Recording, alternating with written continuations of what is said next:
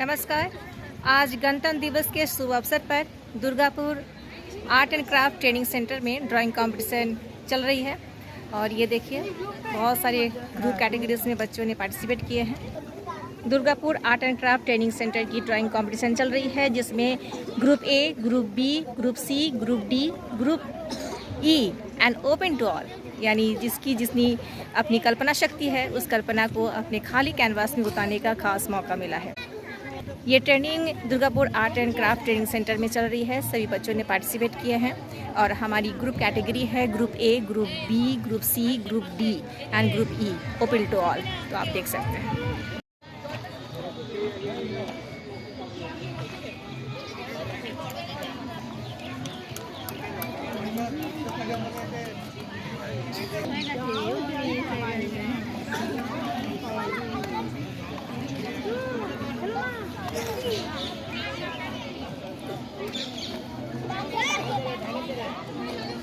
একদম